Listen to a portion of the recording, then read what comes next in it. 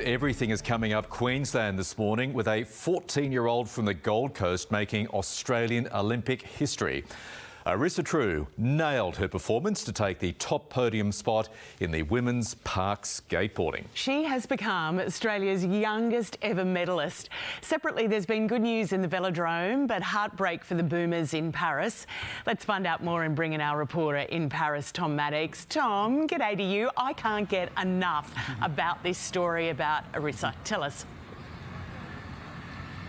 Neither can we here in Paris, Lisa. We've just spoken to the 14-year-old and she is just wonderful. So we'll bring you a bit of that very shortly. But in Arisa winning the gold medal today, as you say, she becomes the youngest gold medalist in Australian Olympic history, and she surpasses the previous record holder, which is Sandra Morgan, the swimmer in 1956. There are a few others who won medals at a very young age. Lisa Jones also, the swimmer, of course, won gold at the age of just 15. But this was such a nail-biting finish, the women's park final in the Place de la Concorde in the heart of Paris today. Arisa Trew really saved her best run for last. She posted her top score in her final run, so that meant she catapulted from the bronze medal position to the gold medal position, and then she just had to wait for a few other skaters to post their final runs before ultimately confirming that she had won the gold medal. So she won ahead of Japan's Kokona Hiraki in silver and Great Britain's Sky Brown in bronze. So Trew's win gave Australia its 14th gold medal of these Paris Games, and she said afterwards that a coach just encouraged her to go all out in that last run, and she responded with, "Yep, who cares, all or nothing." We spoke to her a short time ago. It feels amazing having the gold medal around my neck. It's been like my goal since watching the Tokyo 2020 Olympics. Just like that inspired me and made me want to come to this Olympics and just get to the podium, which is amazing. I just wanted to go to the Olympics. I wanted to push myself and just be there and compete with all the girls. And from then I just been skating every single day. So where to now for Arisa Trew, a gold medalist at the age of 14? This result, though, Lisa, doesn't come from anywhere. She landed a 900, that is a 900-degree spin in a half-pipe earlier this year. And that got the praise of the skating icon Tony Hawk, and it was fitting because Tony was in the crowd today to cheer on the women in the park final. So too were a bunch of fans very excited at the win from Arisa.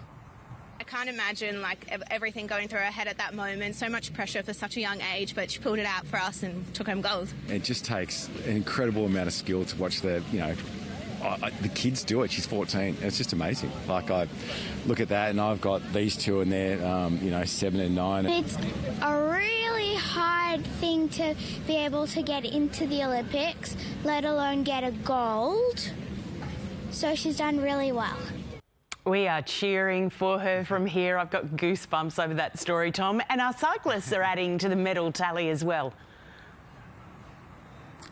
It's been a good day for the velodrome for Australia. The team sprint team from the team sprint from Australian men, we raced against the French for bronze, and Australia finished almost 42 seconds ahead of the home nation and claimed bronze. So there were some great scenes on the track afterwards. The team were in tears, and that's the first medal in that event since Sydney hosted the Games in 2000. And then great news for the men's team pursuit. Australia posted a world record time in the heats earlier today, so that means they're riding for gold against Great Britain tomorrow, Lisa. There was heartbreak for the boomers. We've got to end on some bad news, sadly. Tom, they're out of the Olympics. We do. This is a difficult one for basketball fans in Australia. Such high emotions today. It was always going to be a really big task to beat Serbia in the knockout stages, and we didn't have the greatest of form going through the group stages, of course only winning one of those games. But Australia came to play today at Bercy Arena, and they shot out to a commanding lead, up to 24 points at one stage in that second quarter. That was largely thanks to Patty Mills, who really caught fire fire, and Josh Giddey too, ably assisting Paddy. But it was Nikola Jokic, the three-time NBA MVP, who was bound to make his way into the contest at some point. And the Serbians came back in a bad third quarter for the Australians, a tight last quarter, and then with seconds to play on the clock, Lisa, it was none other than Paddy Mills. Who else would we expect to step up at the clutch moment? Paddy Mills sinking it too with less than 2 seconds on the clock to force the game into overtime. So we had 5 more minutes to play. And unfortunately, it didn't turn out for the Australians. Nikola Jokic was really the one that landed the fatal blow for the Australians, and the Serbians ended up winning by 5. So not to be for the Boomers, who of course won that historic bronze in Tokyo 3 years ago. When Paddy hit the shot to send it into overtime, everyone went off their rocker, and we had the whole area behind us cheering for Australia, and like everyone just lost their mind. It was insane. Such a good game. So glad we got to see them, and hopefully the women can beat Serbia tomorrow. Oh my God, my heart was racing. I don't think I've ever felt so excited for a game.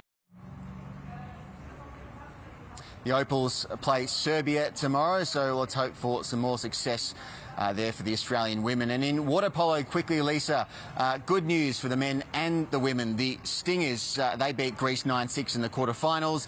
The men, known as the Sharks, are on this dream run through these Paris Games. One of the stories of these games, and they're playing in the quarterfinals tomorrow against the USA. What a great wrap-up of the day. Thank you, Tom.